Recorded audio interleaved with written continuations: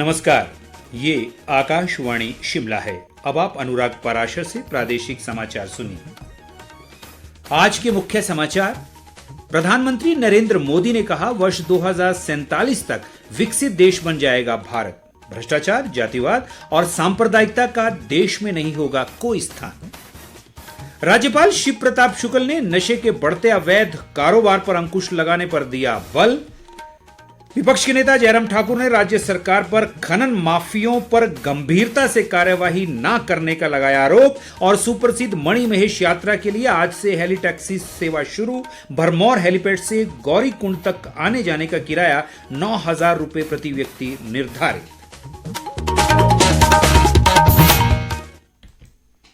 अब समाचार विस्तार से।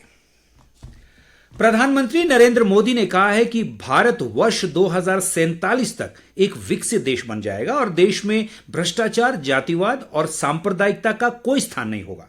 नई दिल्ली में एक समाचार एजेंसी से बातचीत में उन्होंने कहा कि G20 शिखर सम्मेलन में भारत के विचारों व दृष्टिकोण को दुनिया भविष्य की एक रूपरेखा के रूप में देख रही है। प्रधानमंत्री ने कहा कि अलग अलग विषयों से जुड़े G20 देशों के मंत्री स्तरीय समूह के निर्णय दुनिया के भविष्य के निर्णायक सिद्ध होंगे। उन्होंने कहा कि वसुदैव कुटुंबकम G20 की विषय वस्तु रही है और यह केवल एक नारा नहीं है, बल्कि हमारे सांस्कृतिक मूल्यों का एक व्यापक दर्शन है।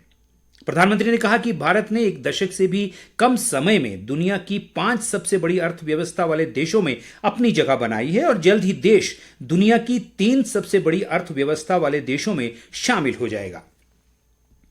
राज्यपाल शिव प्रताप शुक्ल ने आज शिमला के ऐतिहासिक गेयटी थिएटर में आयोजित समारोह में 334 पुलिस कर्मियों को डीजीपी डिस्क अवार्ड प्रदान किए। 3 वर्ष बाद आयोजित इस कार्यक्रम में राज्यपाल ने वर्ष 2020-21 और वर्ष 2022 के लिए ये अवार्ड प्रदान किए। इस मौके पर राज्यपाल ने प्राकृतिक आपदा में पुलिस के योगदान की सराहना की। उन्होंने कहा कि राज्य पुलिस और राज्य आपदा प्रतिक्रिया बल ने अकेले कुल्लू जिला से विदेशी पर्यटकों सहित 70,000 से अधिक लोगों को सुरक्षित निकाला। प्रदेश में नशे के बढ़ते अवैध कारोबार पर चिंता व्यक्त करते हुए राज्यपाल ने कहा कि इससे निपटना एक बड़ी चुनौती है। उन्होंने कहा कि नशे के कारोबारियों पर पुलिस की निगरानी बेहद आवश्यक है और ऐसे असामाजिक तत्वों को कानून के दायरे में नियंत्रित कर युवा शक्ति को इस बुराई से बचाया जा सकता है।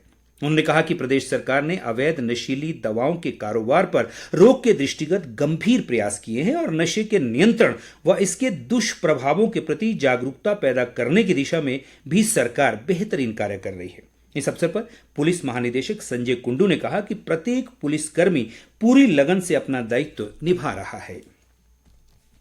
राज्य सरकार ने दिव्यांग बच्चों के कल्याण के लिए मुख्यमंत्री सबल योजना शुरू करने का निर्णय लिया है। मुख्यमंत्री सुखविंदर सिंह सुक्खू कल हमीरपुर जिले के नादौन के गौना करोड़ स्थित जिला शिक्षा एवं प्रशिक्षण संस्थान से इस योजना का शुभारंभ करेंगे। शिक्षा मंत्री रोहित ठाकुर व मुख्य संसदीय सचिव आशीष बुटेल इस अवसर पर मौजूद रहेंगे। समग्र शिक्षा अभियान के राज्य परियोजना निदेशक राजेश शर्मा ने बताया कि इसके तहत 120 दिव्यांग बच्चों को सहायता उपकरण दिए जाएंगे। केंद्रीय सूचना व प्रसारण मंत्री अनुराग सिंह ठाकुर कल 4 सितंबर को प्रदेश के 1 दिवसीय दौरे पर आ रहे हैं। वे कल दोपहर को ऊना जिला के गगरेट विधानसभा क्षेत्र के कुठेड़ा जसवाला में कलश यात्रा में भाग लेंगे। उसके बाद अनुराग सिंह ठाकुर का हरोली विधानसभा क्षेत्र के स्लो में भी कलश यात्रा में भाग लेने का कार्यक्रम है। स्वास्थ्य, सामाजिक न्याय व अधिकारिता मंत्री धनीराम शांडिल ने आज सोलन स्थित कथेड़ में बहुउद्देशीय अस्पताल निर्माण का निरीक्षण किया। उन्होंने अधिकारियों को अस्पताल के निर्माण कार्य में गुणवत्ता का पूरा ध्यान रखने के निर्देश दिए। शांडिल ने कहा कि लोगों को बेहतर स्वास्थ्य सुविधाएं उपलब्ध करवाने के उद्देश्य से 100 करोड़ रुपए की लागत से इस अत्याधुनिक बहुविशेषज्ञ अस्पताल का निर्माण किया जा रहा है। उन्होंने कहा कि 30 करोड़ रुपए की लागत से यहां मातृ शिशु इकाई का निर्माण भी किया जाएगा और अस्पताल में त्वरित उपचार के दृष्टिगत हेलीकॉप्टर उतारने की सुविधा भी होगी। शिक्षा मंत्री रोहित ठाकुर ने कहा है कि राज्य सरकार का सरदार पटेल विश्वविद्यालय को बंद करने का कोई इरादा नहीं है। शिमला से जारी एक बयान में उन्होंने विपक्ष के नेता जयराम ठाकुर पर इस मुद्दे पर राजनीति करने का आरोप लगाया है। रोहित ठाकुर ने कहा कि पूर्व भाजपा सरकार ने इस विश्वविद्यालय को केवल एक कॉलेज के भवन में शुरू कर दिया, जहां विद्यार्थियों के लिए कक्षा लगाने तक की सही व्यवस्था नहीं थी। उन्होंने कहा कि इस विश्वविद्यालय में पर्याप्त टीचिंग स्टाफ और नॉन टीचिंग स्टाफ भी नहीं है। इस बीच उन्होंने आज शिमला जिले में टिक्कर तहसील के धरोटी गांव में कल हुए अग्निकांड स्थल का दौरा कर राहत व पुनर्वास कार्यों की समीक्षा की। उन्होंने जिला प्रशासन को प्रभावित परिवारों को हर संभव सहायता प्रदान करने के निर्देश दिए। इस घटना में 9 मकान पूरी तरह जलकर राख हो गए। जिला प्रशासन ने विस्थापित परिवारों के लिए गांव में ही रहने की व्यवस्था के अलावा सभी प्रभावित 21 परिवारों को तत्काल राहत के तौर पर 10-10 हजार रुपए की फौरी राहत राशि प्रदान की है। ग्रामीण विकास व पंचायती राज मंत्री अनिरुद्ध सिंह ने कहा है कि पारंपरिक मेले सामाजिक मेल मिलाप के साथ साथ समृद्ध संस्कृति को संजोए रखने में महत्वपूर्ण भूमिका निभाते हैं। शिमला जिले में धरबोग पंचायत के कलावंग में 3 दिवसीय ठोडा मेले के समापन समारोह में मुख्य अतिथि के रूप में शिरकत करते हुए उन्होंने ये बात कही। इस मौके पर उन्होंने कहा कि कुसुम्पटी विधानसभा क्षेत्र में बरसात से हुए नुकसान की भरपाई के लिए प्रदेश सरकार ने 15 करोड़ रुपए की राशि स्वीकृत की है। उन्होंने दरभोग में नए पंचायत भवन बनाने की घोषणा भी की। प्रादेशिक समाचार आकाशवाणी शिमला से प्रसारित किए जा रहे हैं।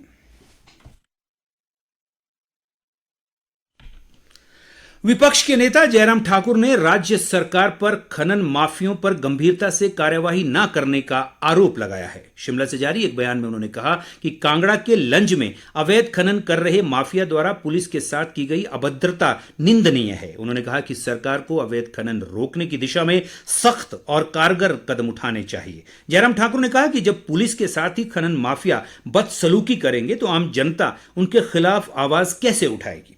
उन्होंने सरकार से माफियों के साथ साथ उन्हें शह दे रहे लोगों पर भी शिकंजा कसने की मांग की है। लोकसभा सांसद प्रतिभा सिंह ने लाहौल स्पीति जिला के लिए रोगी वाहन खरीदने के लिए सांसद निधि से 19,86,000 रुपए की राशि स्वीकृत की है। यह राशि जिला उपायुक्त को जारी कर दी गई है। प्रतिभा सिंह ने जिला उपायुक्त को शीघ्र रोगी वाहन खरीदने के निर्देश दिए हैं ताकि बीमारी की स्थिति में लोगों को यह सुविधा मिल सके। गौरतलब है कि लाहौल स्पीति के अपने दौरे के दौरान उन्होंने लोगों की मांग पर जिले के लिए एम्बुलेंस उपलब्ध करवाने की घोषणा की थी।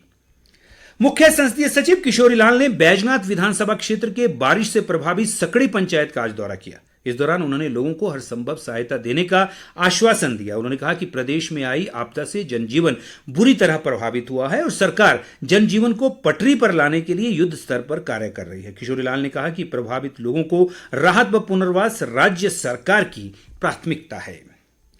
मुख्यमंत्री सुखविंदर सिंह सुक्खू के राजनीतिक सलाहकार सुनील शर्मा ने आज हमीरपुर विधानसभा क्षेत्र में आपदा प्रभावित विभिन्न पंचायतों का दौरा कर नुकसान का जायजा लिया। उन्होंने अधिकारियों को प्रभावित लोगों की हर संभव मदद करने के निर्देश दिए। उन्होंने कहा कि इस विकट परिस्थिति से निपटने की दिशा में सरकार तत्परता से कार्य कर रही है।